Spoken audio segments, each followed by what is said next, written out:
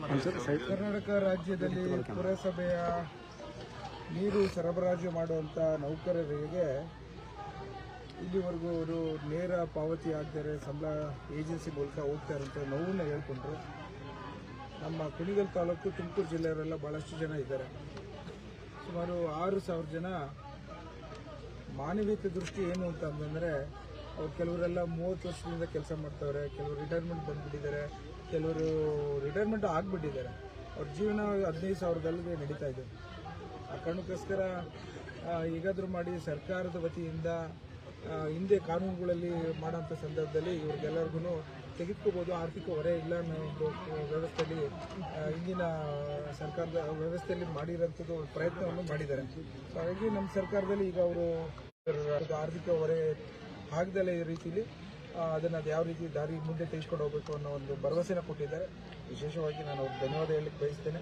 ನಮ್ಮ ಸರ್ಕಾರ ಇವತ್ತು ನಿಮಗೆಲ್ಲ ಗೊತ್ತಿದ್ದಂತೆ ಬಡವರ ಜೊತೆ, ದೀನ ದಲಿತರ ಜೊತೆ, ಎಲ್ಲದಕ್ಕಿಂತ ಹೆಚ್ಚಿನದಾಗಿ ಎಲ್ಲ ವರ್ಗದ ಜನರ ಜೊತೆ ಸ್ಪಂದಿಸುವಂಥದ್ದನ್ನು ನೋಡ್ತಾ ಇದ್ದೀವಿ. ಅದರ ಒಂದು ಸಾಕ್ಷಿ ಇವತ್ತು ತಕ್ಷಣವೇ ನಮ್ಗೆ ಗೊತ್ತಾದ ತಕ್ಷಣ 10 ನಿಮಿಷದಲ್ಲಿ ಮಂತ್ರಿಯವರು ಬಂದು ಇವರ ಸಮಸ್ಯೆಗಳನ್ನು ಕೇಳುವಂಥ ಒಂದು ಪದ್ಧತಿ ನಮ್ಮ ಕಾಂಗ್ರೆಸ್ ಸರ್ಕಾರ ಯಾವ ರೀತಿ ಇದೆ ಅನ್ನೋದನ್ನು ತೋರಿಸ್ಕೊಟ್ಟಿದ್ದಾರೆ ಅಂತ ಹೇಳಬಲ್ಲೆ.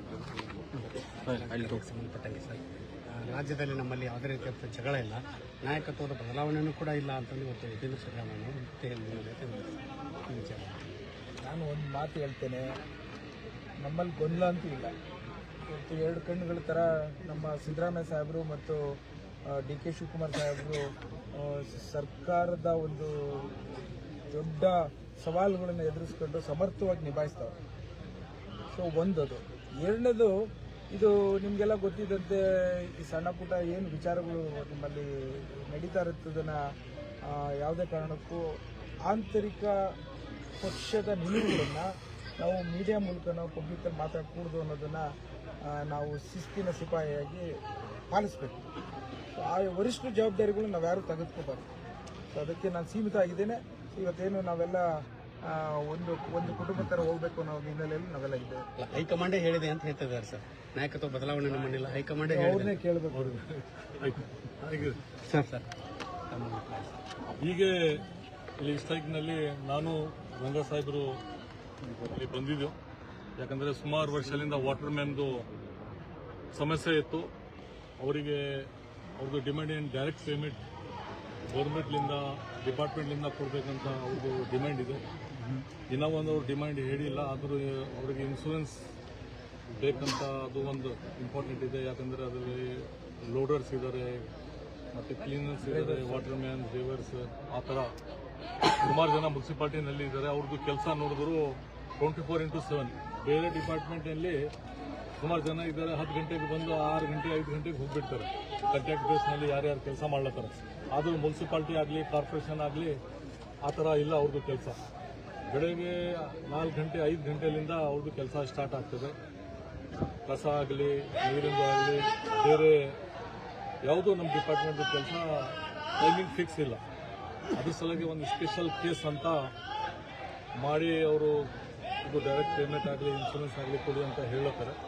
ಅದ್ರ ಬಗ್ಗೆ ನಾನು ಆಲ್ರೆಡಿ ಒಂದ್ಸಲ ಮೀಟಿಂಗ್ ಮಾಡಿದ್ದೇನೆ. ಇಲ್ಲಿ ಟೆಕ್ನಿಕಲಿ ಒಂದು ಸಮಸ್ಯೆ ಬರ್ಲತ್ತದೆ, ಫೈನಾನ್ಸ್ ಅವರು ಅಬ್ಜೆಕ್ಷನ್ ಮಾಡ್ಲತ್ತಾರೆ. ಅದ್ರ ಸಲುವಾಗಿ ಮುಖ್ಯಮಂತ್ರಿ ಅವರಿಗೆ ಜೊತೆಗೆ ಮತ್ತು ನಾನು ಡಿ ಸುರೇಶ್ ಅವರು, deputy CM D K Shivakumar ಸಾಹೇಬ್ರ ಜೊತೆಗೆ ಒಂದು ಚರ್ಚೆ ಮಾಡಿ ಇದ್ರದ್ದು ಒಂದು ಪರಿಹಾರ 100% ಕೊಡುತ್ತೀನಿ ಅಂತ. ಸದನ ಮುಗಿಯುವವರೆಗೂ ಕುರ್ಚಿ ಕದನ ಇಲ್ಲ ಅಂತ ಹೇಳ್ತಾರೆ. ಮತ್ತೆ ಯತೀಂದ್ರ ಸಿದ್ದರಾಮಯ್ಯ ಹೇಳಿದ್ದಾರೆ, ಈಗ ಹೈಕಮಾಂಡ್ ಹೇಳಿದೆ ನಮ್ಮಲ್ಲಿ ನಾಯಕತ್ವ ಬದಲಾವಣೆ ಇಲ್ಲ. ಇಲ್ಲ, ಇವತ್ತು ನಾ ಬಂದಿನಿ ಸ್ಟ್ರೈಕ್ನಲ್ಲಿ, ಇದು ಸಪರೇಟ್ ಮಾತಾಡ್ತೀನಿ. ನಾಯಕತ್ವ ಪದೇ ಪದೇ ಯಾಕೆ ಸರ್? ಇಲ್ಲ, ಇದ್ರ ಬಗ್ಗೆ ನಿನ್ನೆ ತಿರುಚೇಡಿ ಮನೆಯಲ್ಲಿ ಡಿನ್ನರ್ ಪಾರ್ಟಿನೂ ಆಯ್ತು ಸರ್. ಅಲ್ಲ, ನೀವು ಹೇಳ್ತೀರಿ ಹೈಕಮಾಂಡ್ ಹೇಳ್ತಾರೆ, ಹೈಕಮಾಂಡ್ ಮಾತು ಫೈನಲ್ ಅಂತ. ಯತೀಂದ್ರ ಸಿದ್ದರಾಮಯ್ಯ ಹೈಕಮಾಂಡ್ ಹಾಕಿದ್ರೆ ಅಂತ ಹೇಳ್ತೀನಿ. ಇವತ್ತು ನಾ ಬಂದೇನೆ ಸ್ಟ್ರೈಕ್ ನಲ್ಲಿ ಪ್ರಾಬ್ಲಮ್ ಸಾಲ್ವ್ ಮಾಡ್ಲಿಕ್ಕೆ. ಬೇರೆ ವಿಷಯದಲ್ಲಿ ನಾ ಬೇರೆ ಟೈಮ್ ಮಾತಾಡ್ತೀನಿ. ಇವತ್ತು ಇದ್ರ ಬಗ್ಗೆ ಬಿಡ್ರಿ.